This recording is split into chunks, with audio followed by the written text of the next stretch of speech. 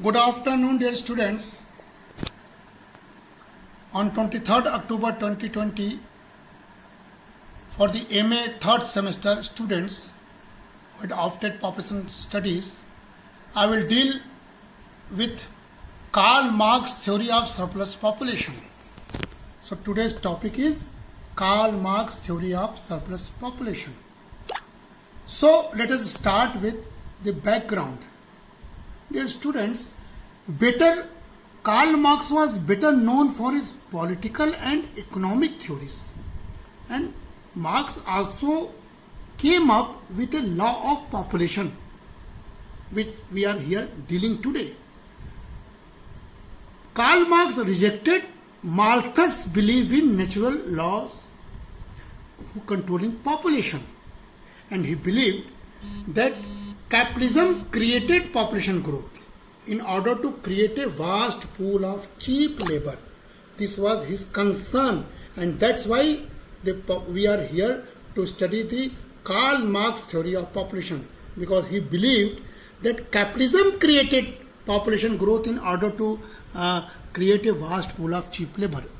Okay, so Karl Marx, in his famous book Das Kapital in 1867, rejected the Malthusian theory as complete imaginary and false.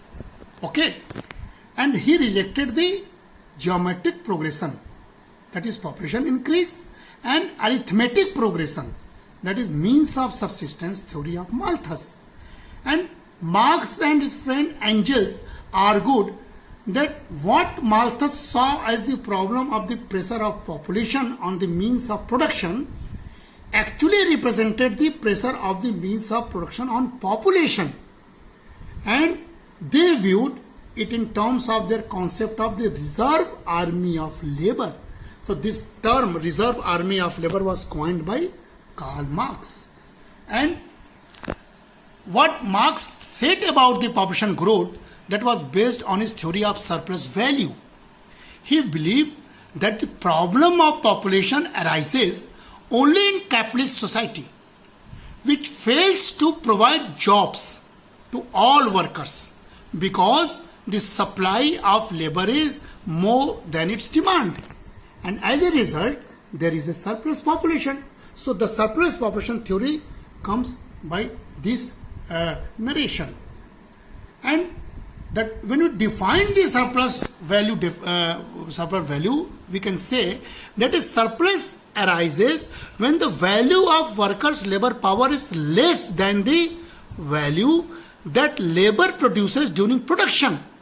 Okay, so this difference is called surplus value, and it is also the time spent working in excess of the amount of work required to reproduce one's livelihood. So surplus value is thus surplus labor time and is the prime source of the profit in capitalist society according to the Karl Marx. And we can see these three circular circles. First is value produced by living labor, that is exactly exchange value of labor power, wage. So up to this was okay, but the problem was that exchange value of labor power wage was low because there was surplus value, and that turned into the profit of the corporates or industries. So this is how problem of population generates in the capitalist society. So according to Marx, there is no surplus population in socialist society where the means of production are in the hands of workers. All able-bodied workers are employed and there is no surplus labor. This was said by Marx for the socialist society. So there is no need to check the growth of population in a socialist country. So this was concern for country like India. That's why India doesn't accepted the theory of Marx, because Marx also believed that there is no need to check the growth of population in a socialist country. Even China rejected this theory, and China adopted one-child policy in 1960s. So we can criticize Marx theory under this assumption. Let us explain by this graph. X-axis denotes the labor or population, Y-axis denotes the wage rate, okay. DD is a demand of labor, SS is a supply of labor, W is a maximum wage, OL is a minimum labor or minimum population. On if there is a OL labor, then the OL labor will get OW wage, maximum wage. That is a very good for the labor class. But if labor will move from L to L1, that population will increase, then the RA is a surplus labor, and then supply is more than demand, and hence wage decrease up to OM. And that is the point of exploitation which Marx used to say. So dear students, DD is a demand curve for labor, SS is a supply curve for labor, as the wage rate OW, that is OW, there is an increase in the industrial reserve army or surplus population that equal to RA. This is RA is a surplus population, okay, and or this is LL1.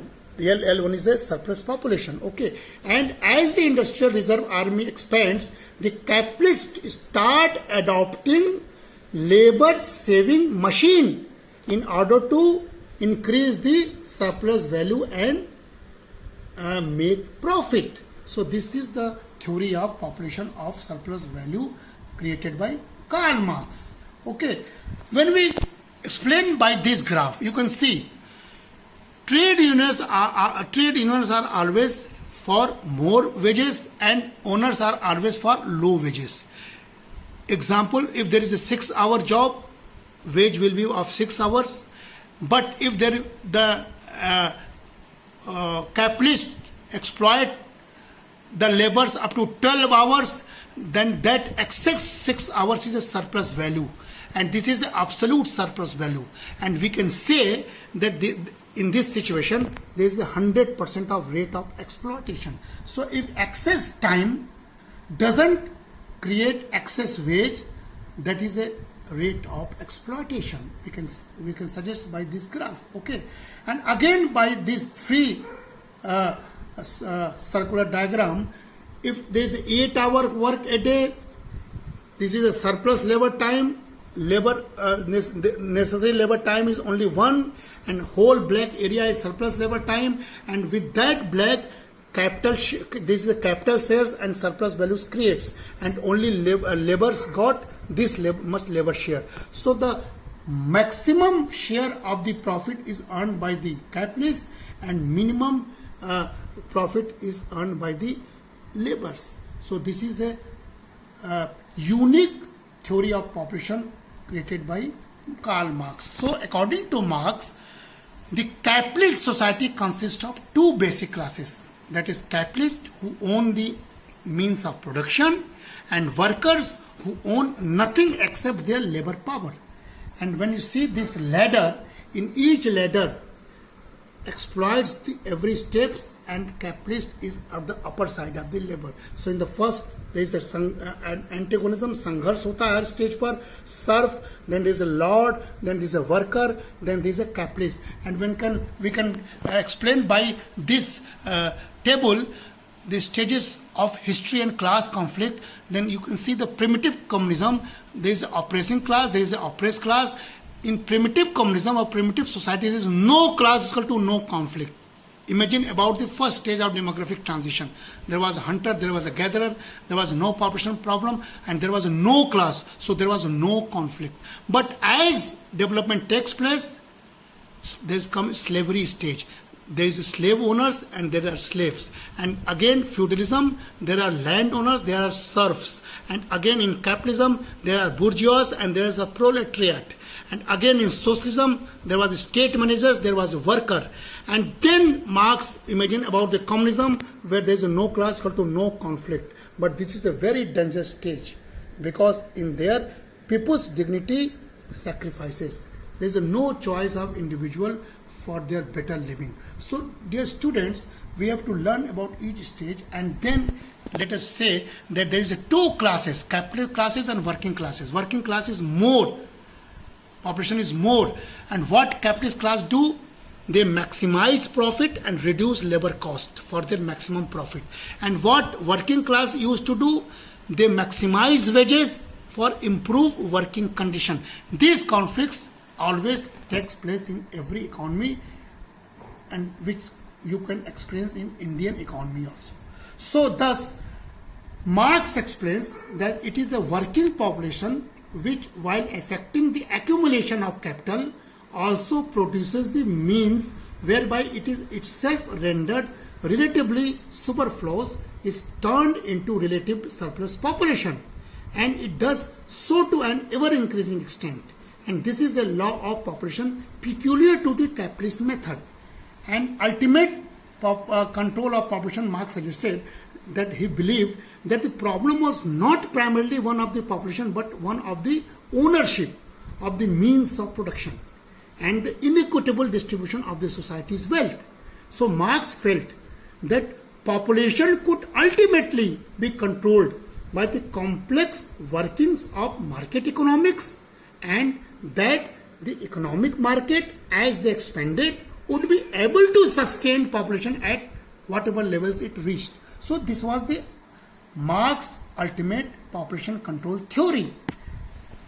And hence we can summarize the theory of Karl Marx by saying that surplus population is the consequences of capitalist system of production that profit from the abject poverty of the masses. Second, the wealth of the country is concentrated at the hand of a few individuals. Third, the demand for labor fails to keep up with the increasing number of job seekers, creating a huge reserve army of the unemployment.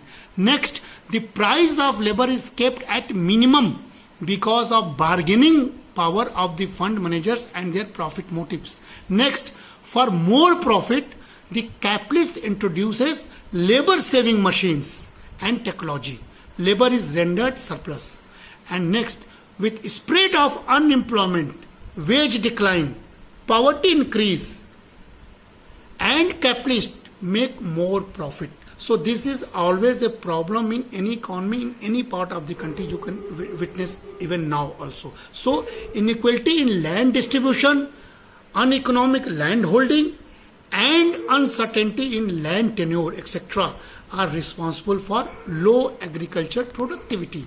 So this was the whole soul and summarized part of the Marx theory of surplus population theory. And we can say that no universal population theory is possible. The production process undergoes changes with time, and therefore the theory of population is to be attuned to the demands of the production system. Okay? And the principle of surplus population operates under capitalism. Unemployment is a characteristic feature of capitalism. This we can understand forever, and we should improve our economic theory for the betterment of the citizens of that particular nation. And now at the end we can criticize although the theory of Marxism by saying that this is an unrealistic theory because the concept of surplus value is not even accepted in socialist countries. Therefore, the very basis of this theory does not exist. And again, many criticize by saying that this is not applicable to socialist countries, even in China. The largest socialist country in the world has been faced with the problem of population growth, but it has been trying to control by adopting one-child norm. So this is a criticism of the Marx theory. And then technology progress reduces industrial reserve army because in the long run effect, the technical progress is to provide more employment. Hence, we criticize the theory of Marx. And last, Marx does not explain the determinant of population growth like birth rate, death rate, migration, which is the major components of population change. Hence, we could also criticize the theory of Marx with these all points, and then we should attempt this theory for the sake of syllabus, but also, dear students, you should learn this theory for your thinking, your thought for your researchistic area, so that we can also reduce unemployment, poverty, inequality, illiteracy in the country like India, and also we should move for better population policy for the better growth story of the country. Thank you.